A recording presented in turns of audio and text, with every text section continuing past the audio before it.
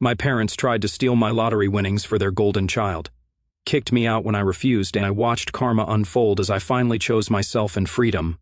When I won the lottery, my parents wanted to take it away to fund their golden child's future, ruining mine in the process. When I refused, they kicked me out, but karma had different plans.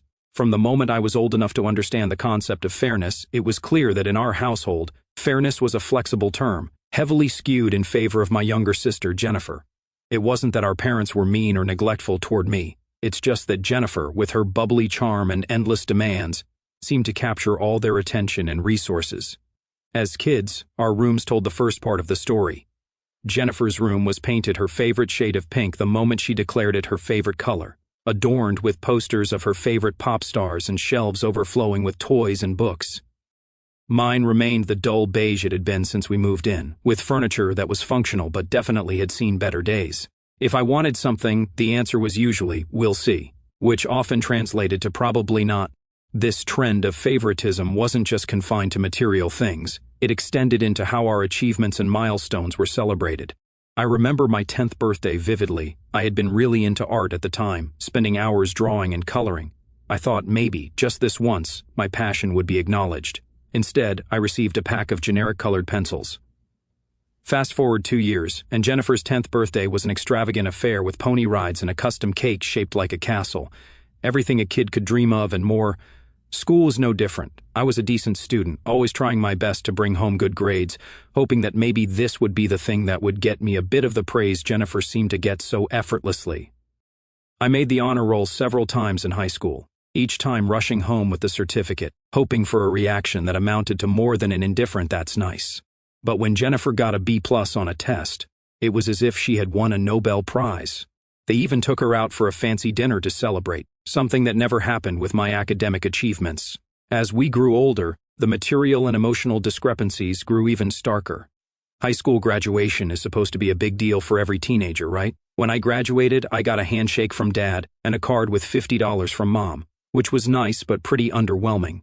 It felt like a pat on the back rather than a celebration of years of hard work. But when it was Jennifer's turn to graduate, the whole 9 yards rolled out. A brand new car waited for her in the driveway, complete with a big red bow. That night, they threw a party that felt more like a royal banquet. Relatives I hadn't seen in years showed up, and there was so much food and laughter, the kind that had been absent during my own graduation. Living under this constant shadow of indifference, I started to feel like maybe I was the problem. Maybe there was something inherently unlovable about me, or perhaps I just wasn't meant to succeed. These thoughts took a toll, and I found myself grappling with anxiety and depression. No amount of personal achievement seemed to bridge the gap between how our parents treated Jennifer and me. It wasn't just the material things. I could get over not having the newest gadgets or designer clothes, but the emotional disparity was debilitating. I felt unseen, unheard, and fundamentally inadequate. When I found a good job that was paying decent money, I broke the news to my parents. Their reaction was predictably practical. They didn't ask if I had found a nice place or if I was excited about this new chapter in my life. Instead, they saw it as a financial opportunity for themselves, immediately suggesting that I should start saving up for Jennifer's future wedding. Despite her not even being in a relationship, it was always about her, about preparing for her needs and wants. They seemed to view my income as another resource to be allocated for Jennifer's benefit. I tried to protest, to explain that I had my own life and financial goals to consider. Their response was a mix of disappointment and disbelief. How could I be so selfish? Wasn't family supposed to come first? The guilt was immense. Years of being conditioned to put Jennifer first made it incredibly hard to advocate for myself. But deep down, I knew that if I didn't start setting boundaries now, I would never be able to lead the life I wanted. So, I made a plan. I would contribute a small amount to this hypothetical wedding fund to keep the peace, but I would also start saving secretly for my own dreams. I had always wanted to start my own business, a niche apparel company for little girls, focusing on frocks and dresses. It was a dream I had harbored for years, and with my new job, I finally had a chance to make it a reality, if only I could navigate the financial and emotional minefields that came with my family dynamics. As much as I'd like to say things got better as Jennifer and I got older, that just wouldn't be true. The favoritism that marked our childhood only seemed to intensify with each passing year, especially as we moved into those big milestone moments that every family likes to celebrate. But in our house, some celebrations were more equal than others. Jennifer's Sweet 16 was a spectacle right out of a movie. Our backyard transformed into a fairy tale garden with twinkling lights strung from every possible point, a DJ blasting the latest hits, and a buffet spread that could feed an army. Friends, family, and practically half the school turned out for what had been dubbed the event of the year. I remember watching her blow out the candles on her massive 3-tiered birthday cake, surrounded by a crowd of adoring guests. It was her moment, her day. Everyone said so, and they weren't wrong. 2 years earlier, my own 16th had passed with considerably less fanfare. I got a happy birthday in the morning, a pat on the back from Dad, and a new book. Don't get me wrong, I love to read, and it was a good book. But there was no party, no gathering of friends and family. It was just another day in the life of the less favored child. I remember feeling a mix of relief and disappointment. Relieved because I didn't have to face the potential embarrassment of a poorly attended party, but disappointed because, well, it would have been nice to feel special, even just for a day. The pattern repeated itself when it came time for college decisions. I had applied to a few places and got accepted into a decent state school. I was proud of myself, considering I managed the application process on my own without much guidance. When I told my parents, they nodded and offered a tepid congratulations. That was the extent of it. There was no celebration, no family dinner out. I was expected to figure out the logistics and finances on my own, which I did by taking on more hours at my part-time job and securing a small loan. Jennifer's college acceptance, however, was a different story entirely. She applied to one of the most prestigious private universities in the country, her dream school. When the acceptance letter arrived, it was as if she had single-handedly cured a global pandemic. The celebrations were immediate and extravagant. My parents threw a huge party the same day the letter came, with champagne and a fancy cake proclaiming, "Congratulations, Jennifer." Relatives I hadn't seen since Jennifer's sweet 16 poured into our house, bringing gifts and praising her achievement as though she had leapt over the moon. Throughout the party, I stood on the sidelines, watching the spectacle and feeling like a ghost in my own home. No one asked about my plans, my college, or how I felt. It was all about Jennifer, always about Jennifer. I remember retreating to my room early that evening, feeling a familiar sting of tears that I quickly wiped away. It wasn't just the lack of attention that hurt, it was the profound sense of isolation within my own family, the unshakable feeling of being perpetually second best, no matter what I did. College life offered me the anonymity and fresh start I craved. Here, no one knew Jennifer, and I wasn't overshadowed by her accomplishments. I made friends, joined clubs, and even started dating a little. For the first time, I felt like I was more than just Jennifer's older sibling. I was my own person, with my own interests and ambitions. Despite the newfound freedom and personal growth, the inequity at home never fully left my mind. Each phone call with my parents somehow looped back to Jennifer's college experiences, her new friends, and the exciting opportunities she was exploring. My own updates were met with polite but disengaged responses. It was clear that my college adventures, no matter how enriching or successful, would never hold the same weight. Navigating this dynamic was a balancing act. On one hand, I wanted to pull away to shield myself from the constant comparisons and disappointments. On the other, I still longed for my parents' approval and love, as elusive as they seemed. This internal conflict was a constant companion throughout my college years, a reminder of the complicated family ties that bound me, even as I tried to stand on my own. As graduation neared, I braced myself for another round of unequal celebrations. I planned a small dinner with friends to mark the occasion, knowing better than to expect any grand gestures from home. It was bittersweet, acknowledging how far I had come despite the lack of support, but also realizing that, in my parents' eyes, I might never measure up to Jennifer, no matter what I achieved. But I was learning, slowly and painfully, that perhaps I didn't need to. After graduation, the real world hit me like a ton of bricks. I was armed with a degree and a boatload of ambition, but also the stark realization that I was pretty much on my own. My parents had made it clear during college that they expected me to be self-sufficient, which was fair to a degree. I didn't mind the independence. In fact, I craved it after years of living in Jennifer's shadow. But what I hadn't anticipated was the weight of financial expectations they would place on me. Not for my own future, but for Jennifer's. I landed my first real job about 3 months after graduation. It wasn't glamorous, just a basic entry-level position at a local marketing firm, but it was a foot in the door, and I was determined to work my way up. The pay was decent, and I was proud of myself, managing to scrape together a living without leaning on anyone else. When I first told my parents about the job, I hoped for some kind of acknowledgement, maybe even a hint of pride. Instead, their reaction was muted, almost as if they expected more. "That's nice, dear," was the extent of their enthusiasm. There was no congratulatory dinner, no celebratory phone calls, just a brief acknowledgement before the conversation shifted back to Jennifer, as it always did. Jennifer was still in college at the time, living it up at her fancy private university, her expenses fully covered by my parents. She called me occasionally, mostly to brag about her social life or complain about her workload. I listened, offered advice, and bit back the envy that gnawed at me whenever I hung up the phone. About a year into my job, something shifted at home. My parents started hinting about financial contributions, specifically how I should start thinking about helping out with Jennifer's future expenses. At first, it was subtle, just offhand comments about how expensive Jennifer's senior year was going to be or the cost of living in the city where she wanted to intern. But then the hints became requests, and the requests became demands. One evening, during one of our dinners that actually involved a two-way conversation, my mom laid it out plainly. "You know, Tom, now that you're working and all, we were thinking it might be nice if you could start setting aside some money for Jennifer's graduation, maybe help out with her student loans when the time comes." I was taken aback. "Mom, I'm just getting started myself. I have loans too, and rent and—" "But you're the older sibling," she interrupted, her tone firm. "It's your responsibility to help out. We've put so much into Jennifer's education, it wouldn't be fair for you not to contribute." The notion baffled me. Fair.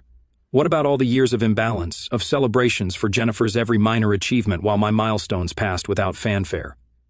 What about the fact that I had struggled through college financially while Jennifer had everything handed to her on a silver platter?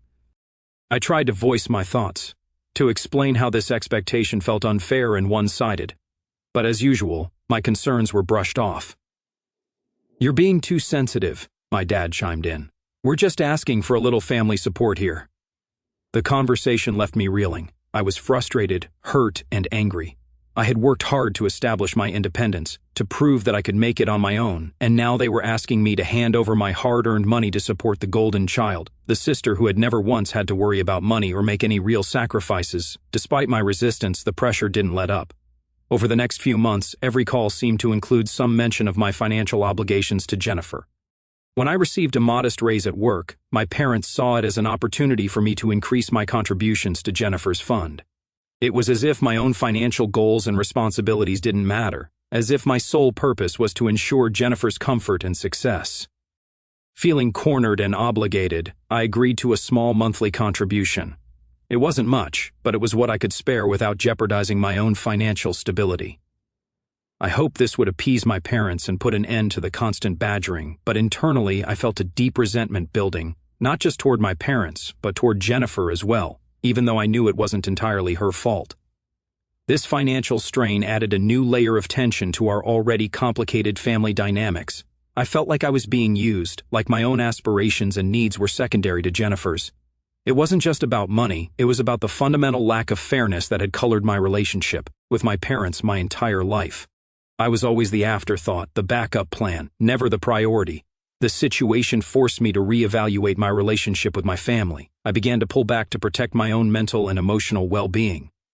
I still attended family gatherings and maintained a surface-level relationship with my parents and Jennifer, but I kept my personal life and my finances closely guarded. Life has a funny way of throwing you a lifeline just when you think you're about to sink.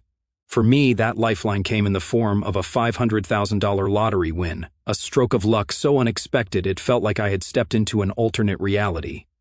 But as thrilling as it was to suddenly have $500,000 in my bank account, this windfall also brought a new set of challenges, particularly with my family.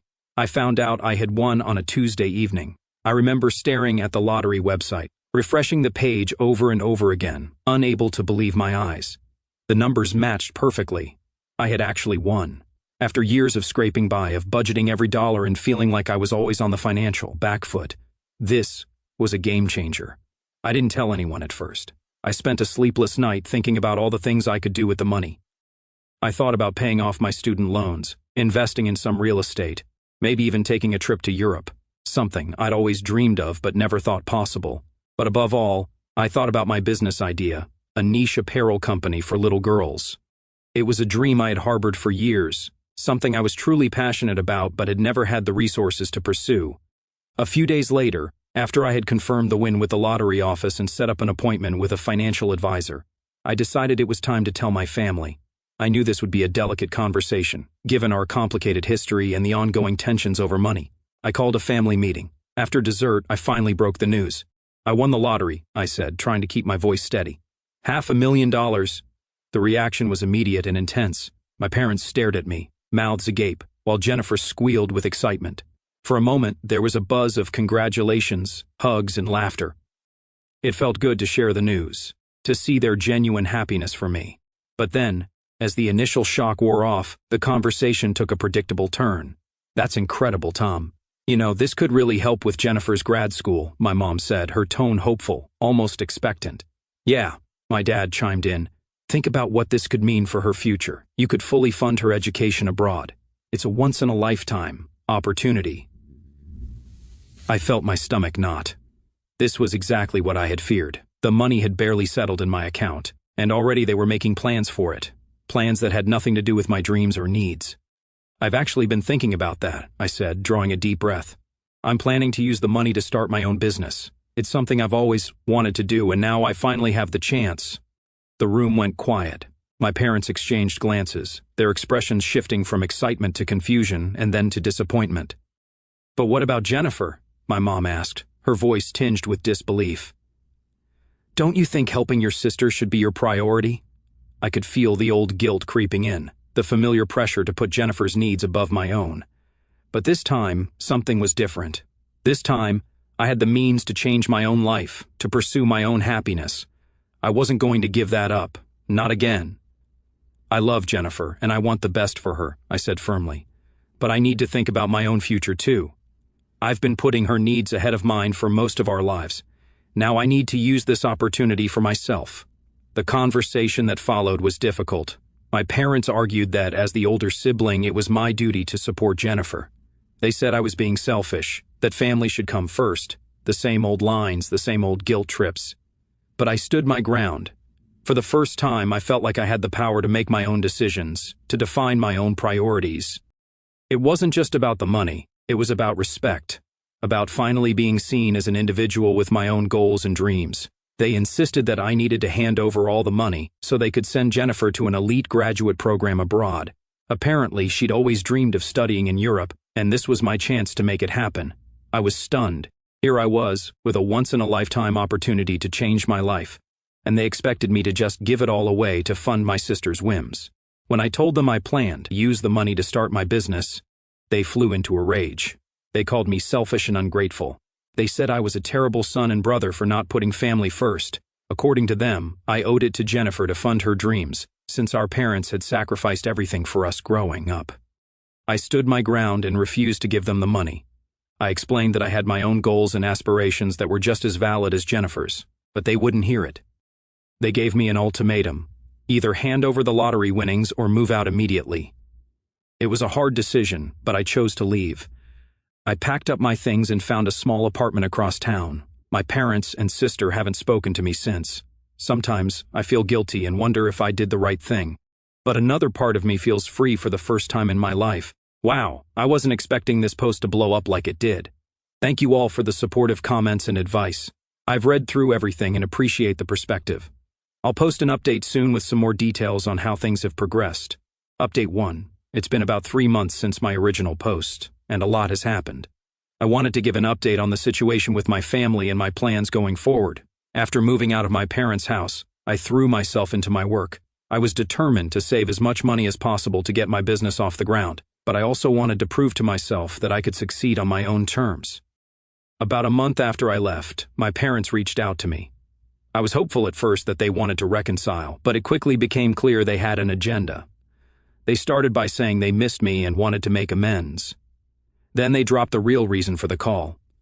Apparently, Jennifer had been accepted into her dream graduate program at a prestigious university in London. My parents were thrilled, of course, but there was a catch. The tuition and living expenses were astronomical. They didn't have nearly enough saved up to cover it. That's where I came in. They wanted me to loan them a large portion of my winnings to fund Jennifer's education. They promised they'd pay me back eventually, but I knew that was unlikely to happen when they first hesitated. They laid on the guilt trip thick. They talked about how this was Jennifer's one shot at her dreams, how she'd be devastated if she couldn't go, how I'd be ruining her future if I didn't help. I stood firm and told them no. I explained again that I was using that money to start my own business, They got angry and accused me of being selfish again. My mom actually said, "I guess the money has changed you. You used to care about your family." That really stung. I've always cared about my family, even when they didn't seem to care much about me. But I realized in that moment that nothing I ever did would be enough for them. I'd always be the bad guy in their eyes unless I gave them everything they wanted. So, I made a decision. I told them that I was done being their ATM. That I loved them, but I needed to put myself first for once. And that if they couldn't respect my choices, then maybe we needed some time apart. They didn't take it well. There was a lot of yelling and crying. My dad said I was dead to him if I didn't help Jennifer. In the end, I had to hang up on them mid-tirade. It was one of the hardest things I've ever done. After that call, I blocked their numbers for a while. I needed space to process everything and focus on my goals. I threw myself into planning my business launch. I did tons of research, networked with other entrepreneurs, and started putting together a solid business plan. About a month ago, I took the plunge and quit my day job to focus on my company full-time. It was scary, but also exhilarating. For the first time in my life, I felt like I was truly in control of my future. I've spent the last few weeks setting up my workshop and getting everything in order. I've hired a few part-time seamstresses to help with production. We're starting small with an online store, but I have plans to expand into brick-and-mortar locations if things go well. My first collection of girls' frocks and dresses is almost ready to launch. I'm nervous but excited to see how they're received. I've put my heart and soul into every design, and I truly believe in the quality of our products. Throughout this process, I've had moments of doubt, times where I wondered if I was making a huge mistake. But then I remind myself of how far I've come, and how much happier I am now that I'm living life on my own terms. I still haven't heard from my parents or Jennifer. Part of me misses them and wishes things could be different, but another part of me feels lighter and freer than I have in years. I'm learning to be okay with the distance and focusing on building the life I want. So, that's where things stand now. I'm about to launch my dream business and start a new chapter in my life. I'm nervous but optimistic about the future. Thank you all again for your support and encouragement. It really helped give me the strength to stand my ground and pursue my goals. I'll post another update down the road to let you know how the business launch goes and if there are any new developments with my family. Wish me luck. Update 2. It's been about 6 months since my last update, and I wanted to share some major developments that have happened recently. First, some good news. My apparel business has really taken off. Our online store has been doing great, with steady sales and lots of repeat customers. The frocks and dresses have been a hit, especially our line of matching sibling outfits. We've even had a few of our designs featured in some popular parenting blogs. About 2 months ago, I took a big leap and opened a small brick-and-mortar boutique. It was nerve-wracking, but it's been doing well so far. There's something really special about seeing little girls try on our dresses in person and twirl around the store. It makes all the hard work feel worth it. I've been working long hours, but I love what I'm doing. For the first time in my life, I feel truly fulfilled and proud of my accomplishments. And the best part is, I did it all on my own terms. Now for the not-so-good news. Last week I got an unexpected call from my parents. I almost didn't answer, but something told me I should. As soon as I picked up, I could tell something was wrong. My mom was crying, and my dad sounded more subdued than I'd ever heard him. They told me that Jennifer had gotten into some serious trouble. Apparently, she'd been working part-time at a local boutique while applying to grad schools. My parents had been supporting her financially, but it wasn't enough to fund her lavish lifestyle. So, Jennifer had started stealing money from the cash register at work. She'd gotten away with it for a while, but she finally got caught red-handed trying to pocket some cash. The store owner called the police and Jennifer was arrested. My parents were frantic. They didn't have enough money for bail, let alone a lawyer. They were calling to ask, or rather beg, for my help.